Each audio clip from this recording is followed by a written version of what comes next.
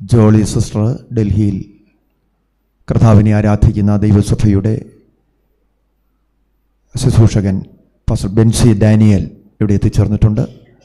ബഹുമാന്യ കർത്തൃദാസൻ മുൻപോട്ട് കടന്നു വന്ന് അമ്മച്ചിക്കുറിച്ചുള്ള അനുസ്മരണങ്ങളും പ്രത്യാശയുടെ വാക്കുകളും ഓർപ്പിക്കും. അതിനായിട്ട് ദൈവദാസനെ ക്ഷണിക്കുന്നു.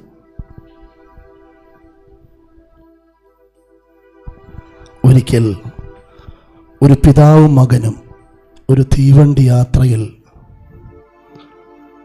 വളരെ ശ്രദ്ധയോടെ സന്തോഷത്തോടെ യാത്ര ചെയ്യുന്ന വേളയിൽ മലകൾ താണ്ടി താഴ്വരകൾ താണ്ടി ആ ട്രെയിൻ മുൻപോട്ട് പോയപ്പോൾ അതിൻ്റെ ജനാലയിൽ കൂടെ ആ കൊച്ചു കുഞ്ഞ് പിതാവിനോട് ചോദിച്ചു, അപ്പാ നമ്മൾ എങ്ങോട്ടാണ് യാത്ര? ഉടനെ പിതാവ് പിഞ്ചു കുഞ്ഞിൻ്റെ മകൻ്റെ മുഖത്തേക്ക് നോക്കിക്കൊണ്ട് ഇങ്ങനെ പറഞ്ഞു, മകനെ, നമ്മൾ നമ്മുടെ സ്വന്തം വീട്ടിലേക്കാണ് നമ്മൾ പോകുന്നത്. ഉടനെ മകൻ പിതാവിനോട് ചോദിച്ചു, ഇതിനു മുന്നമേ നമ്മൾ ഇങ്ങനെ ഒരു വഴിയിൽ കൂടെ യാത്ര ചെയ്തിട്ടില്ലല്ലോ. ഉടനെ അപ്പൻ മകനോട് പറഞ്ഞു, ഇതിനു മുന്നമേ നീ ഈ വഴിയിൽ കൂടെ യാത്ര ചെയ്തിട്ടില്ലെങ്കിലും ഇത് നമ്മുടെ സ്വന്തം വീട്ടിലേക്കുള്ള ഒരു വഴിയാണ്.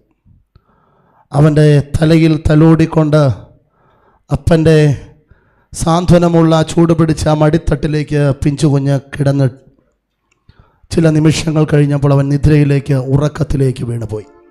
ശാന്തമായി സമാധാനത്തോടെ ഉറങ്ങി. ഞാൻ ഈ ചെറിയ കഥ ഇവിടെ പ്രാരംഭത്തിൽ ഓർപ്പിക്കുവാൻ കാരണം, ഒരു പിതാവിൻ്റെ മടിയിൽ സമാധാനത്തോടെ ഉറങ്ങുന്ന ഒന്നാണ് മരണം. ഇതിനകത്തിരിക്കുന്ന ദൈവമക്കൾ കരങ്ങൾ ഉയർത്തി ദൈവത്തെ ഒന്ന് സ്തുതിച്ചേ. ഇതിനകത്തിരിക്കുന്ന വീട്ടുകാർക്കും വേദിയിലായിരിക്കുന്ന കർത്തൃദാസന്മാർക്കും എല്ലാ മാതാവിൻ്റെ ദേഹവിയോഗം ഒരു വലിയ ഭാരവും വേദനയുമാണെങ്കിലും ഇതിനകത്ത് ജീവനോടെ ഇരിക്കുന്ന എനിക്കും നിങ്ങൾക്കും ഒറ്റ പ്രത്യാശയുണ്ട്. സമാധാനത്തോടെ പിതാവിൻ്റെ മടിയിൽ ഉറങ്ങുന്നതാണ് ഒരു ഭക്തൻ്റെ മരണം. സ്തോത്രം. ഞാൻ ഈ സഭയെ ഓർത്ത് ദൈവത്തെ സ്തുതിക്കുന്നു. പ്രത്യേകിച്ച് ഈ വാത്സല്യ മാതാവിനെ കുറിച്ച് എനിക്ക് ഒരുപാടൊന്നും പറയുവാനില്ലെങ്കിലും മാതാവിൻ്റെ മകൾ ജോളി ദീർഘവർഷങ്ങളായി ഡൽഹിയിൽ ഞങ്ങളുമായി ഒരുമിച്ച് ദൈവത്തെ ആരാധിച്ചു വരുന്നു. നോർത്ത് ഇന്ത്യയുടെ വേലകളിൽ മാത്രം നേതൃത്വം കൊടുക്കുന്ന ഒരു സംഘടനയാണ് ഞങ്ങളുടെ ദൈവ സംഘടന. മഹനേദാൻ ഫെലോഷിപ്പ് എന്ന് പറയും. അതിൻ്റെ ആ ഒരു അനുഭവത്തിലാണ്, അല്ലെങ്കിൽ ആ ഒരു സാഹചര്യത്തിലാണ് ഇന്ന് പകൽ ഞാൻ ഈ ശുശ്രൂഷയിൽ പങ്കെടുക്കുന്നത്. ഞാൻ എപ്പോൾ നാട്ടിൽ വന്നാലും വാത്സല്യ മാതാവിനെ ഒന്ന് സന്ദർശിക്കാതെ ഞാൻ മടങ്ങാറില്ല. ഞാൻ ഈ പ്രാവശ്യം വന്നത് വെള്ളിയാഴ്ച ഞാൻ വന്നു. ശനിയാഴ്ച വന്ന് ജീവനോടെ വാത്സല്യ മാതാവിനെ കണ്ടു, തലയിൽ കൈവച്ച് പ്രാർത്ഥിച്ചു മടങ്ങിപ്പോയി. ഞായറാഴ്ച കേൾക്കുന്ന വാർത്ത, മാതാവ് ഈ ലോകത്തോട് യാത്ര പറഞ്ഞു എന്നുള്ള വാർത്തയാണ്.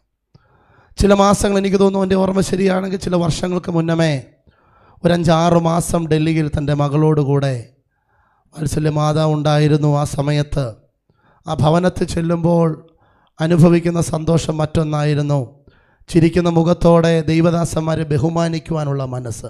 ഇന്നത്തെ കാലഘട്ടങ്ങളിൽ വളരെ കുറഞ്ഞു വരുന്നതാണ് ബഹുമാനം. എന്നാൽ ആ മാതാവ് നല്ലൊരു മാതൃകയാണ്. മക്കളെ വളർത്തി അവരെ പഠിപ്പിച്ചു.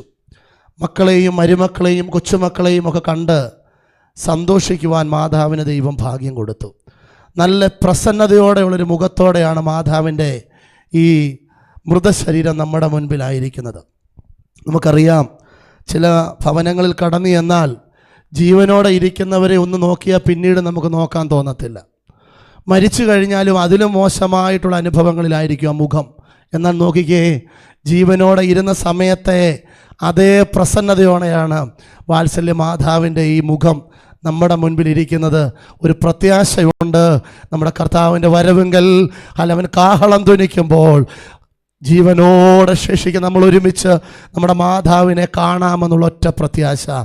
ആ വാത്സല്യ മാതാവിനെയും ദുഃഖത്തിലായിരിക്കുന്ന കുടുംബത്തെയും സർവശക്തനായ ദൈവം ആശ്വസിപ്പിക്കട്ടെ എന്ന് പ്രാർത്ഥിക്കുന്നു. പ്രത്യേകിച്ച് പ്രിയ ജോളി സിസ്റ്ററേയും ഡൽഹിയിലായിരിക്കുന്ന ബാബു ബ്രദർ, പ്രിയ മകൻ ദീപു, അതുപോലെ തന്നെ വർഷ, ഇവരെല്ലാം ദൈവം ആശ്വസിപ്പിക്കട്ടെ എന്ന് പ്രാർത്ഥിക്കുന്നു. ഞങ്ങൾ കൂടി വരുന്ന മഹനേദാൻ ദൈവസഭയുടെ എല്ലാ